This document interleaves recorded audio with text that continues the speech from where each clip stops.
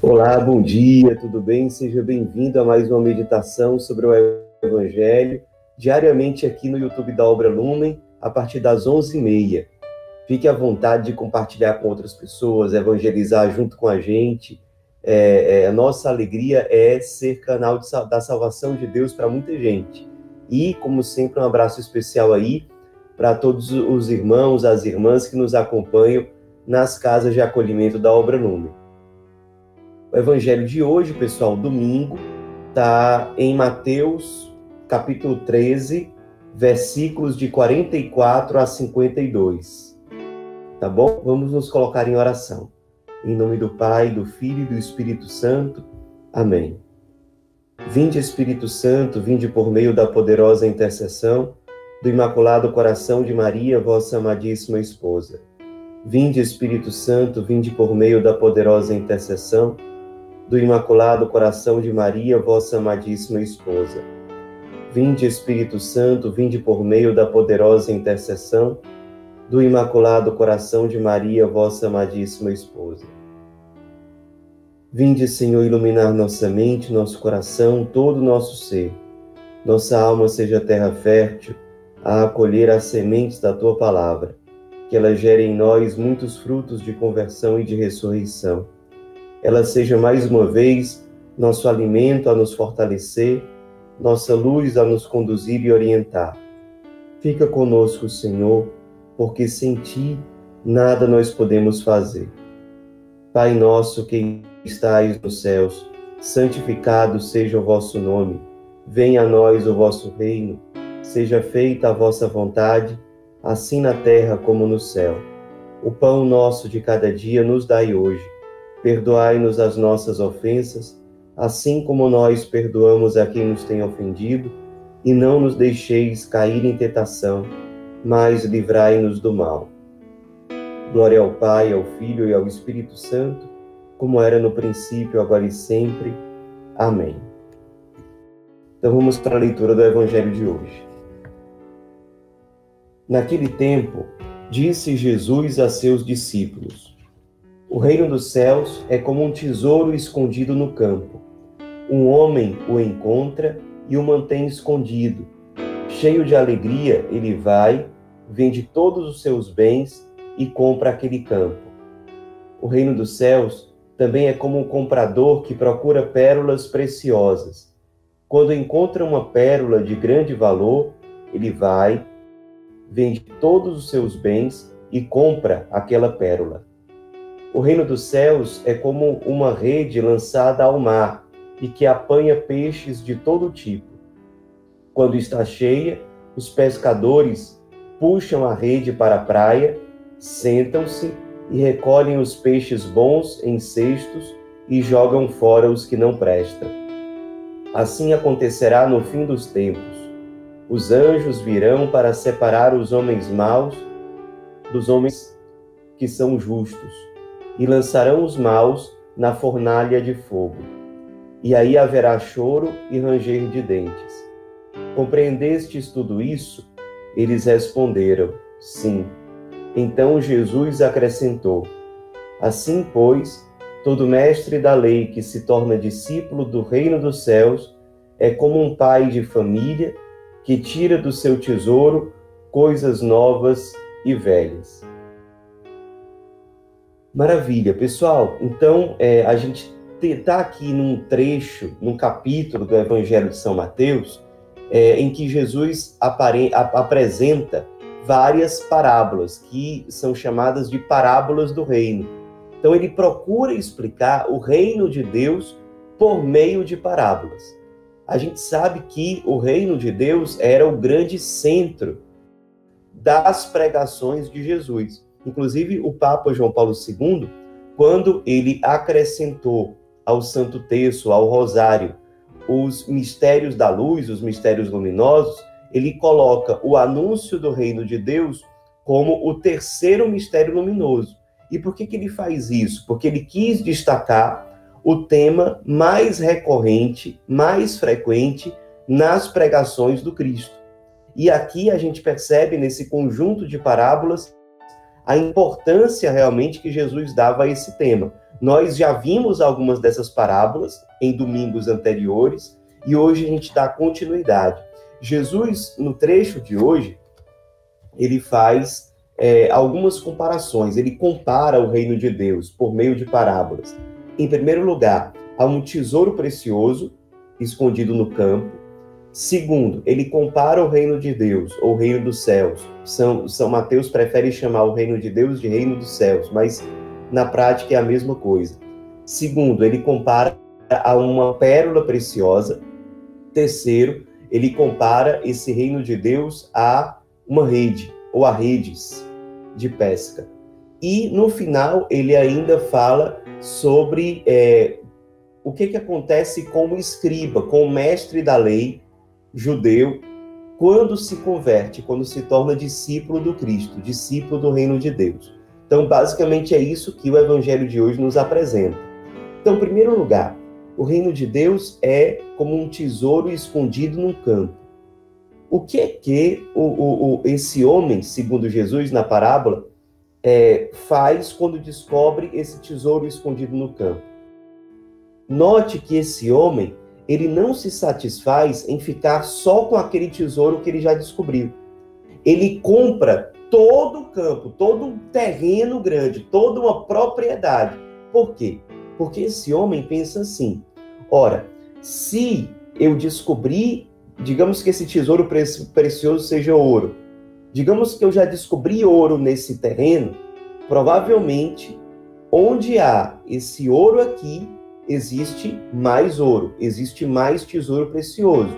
Então eu vou comprar esse grande terreno para descobrir mais. O reino de Deus, de fato, é assim. Às vezes a gente se sente motivado a cavar, a descer, a buscar, por conta de um primeiro anúncio que nós descobrimos. Um primeiro anúncio que nos alcançou. Foi uma pregação que nos tocou. Foi uma experiência que nós tivemos, por exemplo, de encontrar o Cristo no pobre, nos mais sofredores. Ou foi uma primeira experiência que nós tivemos com o Santo Terço. Ou foi uma primeira experiência que nós tivemos com os sacramentos. O que é que deveria acontecer numa experiência autêntica com o reino de Deus? Por descobrir o reino de Deus na nossa vida, o senhorio de Deus na nossa vida. É que aquela primeira experiência, aquele primeiro anúncio, ele começa a ser aprofundado. E nós não ficamos satisfeitos só com aquele tesouro que nós já descobrimos. Nós queremos explorar mais esse terreno. Nós compramos aquele terreno e nós vamos cavar, vamos descer, vamos buscar. E às vezes acontece assim, a gente já descobriu a beleza do reino de Deus, sei lá, através da Eucaristia, ótimo, mas agora nós vamos buscar outros tesouros preciosos dentro desse grande território que é o reino de Deus. Agora vamos buscar a beleza do terço, a beleza de encontrar o Cristo nos pobres, nos servir aos pobres. Vamos encontrar a beleza do cristianismo, a beleza do reino de Deus, agora na oração através da palavra de Deus, na comunhão com a igreja. Ou seja, nós temos certeza de que nesse grande terreno, nessa vasta propriedade, existem muitos tesouros preciosos e nós nunca vamos conseguir esgotar toda a preciosidade que existe escondida ali. Aliás, é interessante que diz Jesus que esse homem deixa esse tesouro oculto, pelo menos durante um tempo. Por quê? Porque são realidades tão preciosas e que a gente não consegue verbalizar com tanta facilidade assim. O que aconteceu com a gente naquele retiro? O que aconteceu com a gente naquela oração que a gente fez? Naquela experiência que aconteceu com a gente? Que a gente não sai falando aí logo na primeira, porque às vezes a gente não consegue entender tudo o que aconteceu com a gente. E ele tem um caráter de mistério, de ser oculto, exatamente porque o mistério, na perspectiva cristã, não é algo que seja inatingível, mas o mistério é algo que, quanto mais a gente experimenta, quanto mais a gente conhece, mais a gente descobre que há mais ainda a conhecer, a descobrir, a experimentar. Ou seja, o reino de Deus, ele é uma realidade que na prática é um mistério. A vida cristã, o terreno dentro do qual nós construímos o nosso relacionamento com Cristo, em que nós cultivamos a vida cristã, é um grande mistério. Ou seja, dali existe tanto tesouro escondido ali que a gente descobre um e a gente descobre que depois tem outro, e que depois tem outro, e que depois tem outro. Ou seja, existe uma realidade de mistério ali. Nós nunca conseguimos esgotar toda a preciosidade que existe nesse terreno. E para que nós descubramos mais preciosidades, é preciso cavar ainda mais, nunca parar de buscar, nunca parar de descer, de ir ao encontro desses tesouros preciosos, sabendo que nunca vai acabar, nunca nós vamos cair na monotonia, nunca vamos cair naquela situação de pronto, já descobrimos tudo. Não, é um mistério precioso que sempre nos apresenta mais preciosidades, mais. E para descobrir isso é preciso cavar e descer e sermos humildes e irmos ao encontro de toda essa preciosidade que o reino de Deus nos apresenta. Não só numa variedade de experiências, mas dentro de uma mesma modalidade de experiência, de espiritualidade, se nós descermos, nós vamos descobrir mais preciosidade numa mesma experiência. Não é porque a gente já teve, por exemplo, uma experiência com Cristo nos pobres, que esse tipo de experiência com Cristo já deu tudo que já tinha que dar. Pelo contrário, quanto mais nós descermos nessa experiência, quanto mais nós buscarmos, mais nós vamos descobrir que há mais preciosidade a ser conhecida, a ser descoberta naquela mesma experiência. Isso é uma maravilha, pessoal, porque nós nunca vamos cair na nossa espiritualidade no tédio. Nunca. A preciosidade que existe no segmento do Cristo é inesgotável. O reino de Deus é assim. Ele é um mistério de alegria, é um mistério precioso e que nunca se esgota. Segundo, o reino de Deus, no evangelho de hoje, é apresentado pelo Cristo como uma pérola preciosa. E o que é que acontece, segundo a parábola, com esse homem que descobre essa pérola preciosa? Perceba, esse homem é um negociante de pérolas. Então ele não é alguém que vai se enganar em relação a isso. Ele sabe o que é uma pérola preciosa. Mas quando ele descobre uma pérola especial, que é mais preciosa do que todas as outras que ele já conheceu, então ele vai, vende tudo o que ele tem, ou seja, vende as outras pérolas que ele já tem, porque ele é um negociante de pérolas, para ir atrás daquela pérola mais preciosa que existe. Ou seja, o reino de Deus, o reino dos céus, ele é a realidade mais preciosa que nós podemos descobrir neste mundo. Ele, na verdade, é uma antecipação daquilo que nos espera na vida eterna, no paraíso. Quando nós descobrimos esse reino de Deus como uma pérola preciosa, nós descobrimos a alegria de deixar de lado tudo aquilo que nós temos para ir ao encontro daquela pérola mais preciosa de todas. É interessante que Jesus diz que esse homem que encontra esse tesouro, que encontra, aliás, essa pérola, ele vende todos os seus bens cheio de alegria para comprar aquele campo e ir atrás daquela pérola. Ele vende tudo que ele tem. Ele deixa para trás, sem receio, e faz isso cheio de alegria. Isso é muito bonito, pessoal. Por quê? Porque buscar o reino de Deus, de fato, exige de nós uma atitude de despojamento, de mortificação. Deixar para que a gente vá atrás e mergulhe no mistério desse tesouro precioso, dessa pérola preciosa, nós precisamos sim deixar de lado cada vez mais nossos pecados, nossos vícios, nossos apegos, as coisas desse mundo, as coisas passageiras. Por isso nós somos chamados a fazer penitência, jejum, nos mortificar, buscar as virtudes, buscar uma conversão mais intensa. Para experimentar esse tesouro precioso, nós precisamos ter essa firme decisão. Como o homem que deixa tudo para comprar a pérola preciosa, ele tem que tomar uma decisão firme de deixar para trás aquilo que vai nos impedir de mergulhar nesse tesouro inesgotável que é o reino de Deus na nossa vida. Então, rezando com o evangelho de hoje, que a gente medite. O que nós precisamos ter a coragem e a firme decisão de deixar de lado, de mortificar, para ir atrás daquilo que é mais precioso na nossa vida. O que nós precisamos deixar de lado? O que nós precisamos deixar nas margens do caminho? O que nós precisamos realmente abrir mão, nos despojar para ir atrás daquilo que é o principal na nossa vida?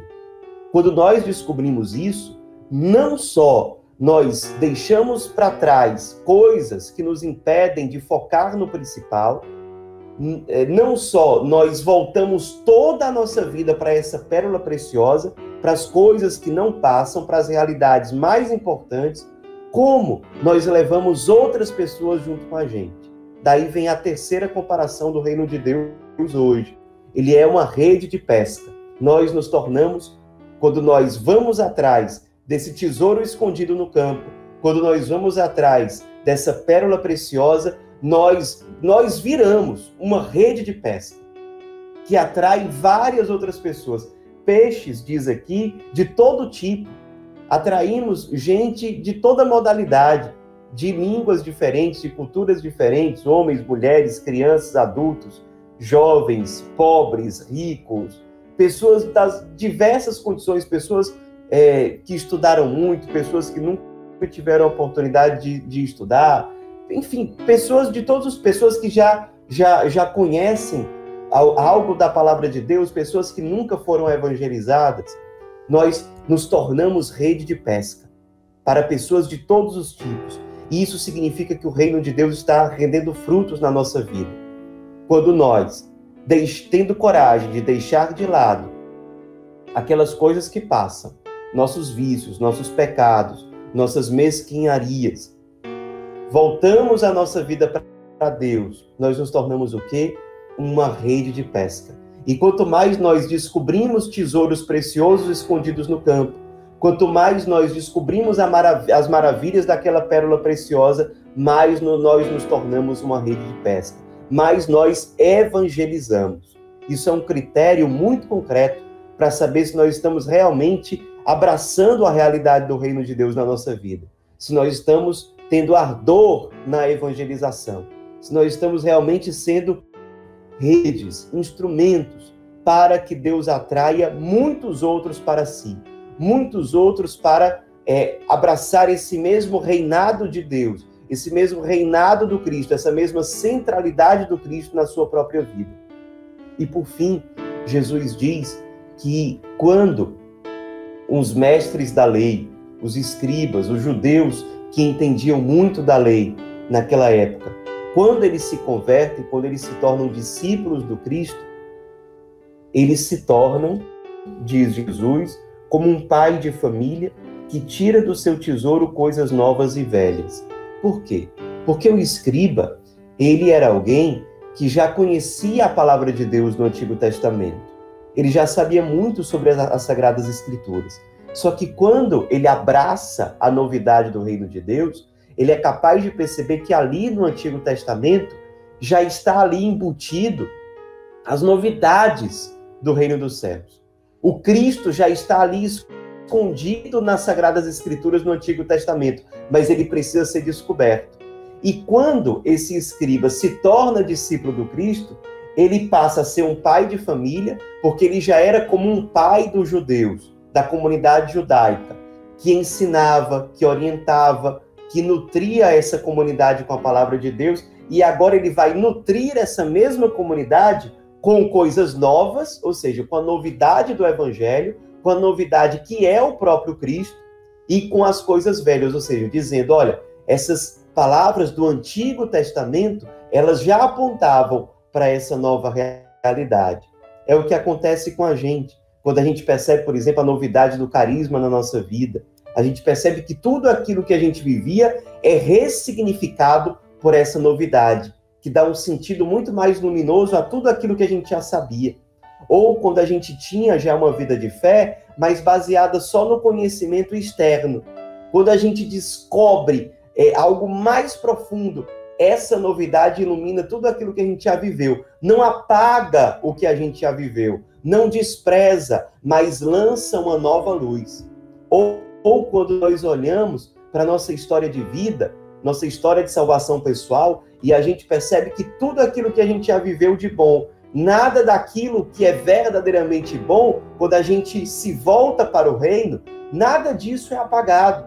Pelo contrário, a descoberta do Evangelho, a descoberta do Cristo, ilumina todas as coisas boas que a gente já viveu e já conquistou, lança uma nova luz, inclusive sobre os sofrimentos que a gente já experimentou na nossa história. Esses sofrimentos, eles passam a ser vistos à luz da misericórdia de Deus, à luz da novidade explosiva do Evangelho, do Cristo que dá a vida na cruz. A nossa vida passa a ser interpretada à luz da Páscoa, à luz do Cristo que deu a vida, que foi crucificado, que morreu e que ressuscitou e que nos chama a ressuscitar junto com Ele para uma vida eterna, com a perfeita alegria, cheia de felicidade. Lança nova luz sobre a nossa história. E aí a gente começa a tirar desse baú da nossa vida coisas novas, porque as coisas novas têm a prevalência, a novidade, a nova luz, a nova esperança, a nova fé, a nova descoberta, ilumina tudo aquilo que já passou. Nós passamos a tirar desse tesouro que é a nossa história, a nossa biografia, a nossa vida, coisas novas, porque essas novidades lançam luz sobre toda a nossa existência, e coisas velhas que são iluminadas por toda essa novidade do cristianismo, do seguimento do Cristo.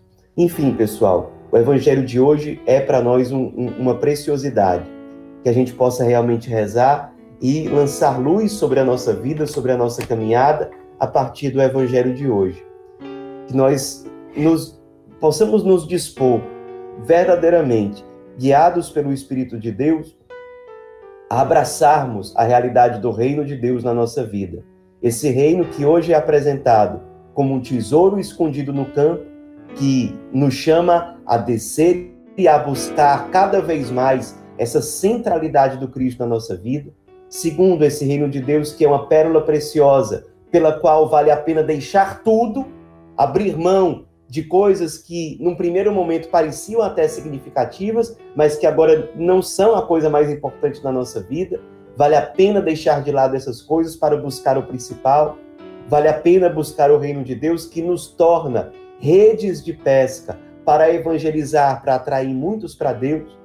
E vale a pena abraçar essa realidade do reino, que nos faz enxergar a nossa própria vida, o que nós já descobrimos, o que nós já conhecíamos, a partir de uma nova luz que ressignifica toda a nossa história. Que a Virgem Maria nos ajude e interceda por nós em toda essa oração com a palavra de Deus. Ave Maria, cheia de graça, o Senhor é convosco. Bendita sois vós entre as mulheres, e bendito é o fruto do vosso ventre, Jesus. Santa Maria, Mãe de Deus, rogai por nós, pecadores, agora e na hora de nossa morte. Amém. Em nome do Pai, do Filho e do Espírito Santo. Amém.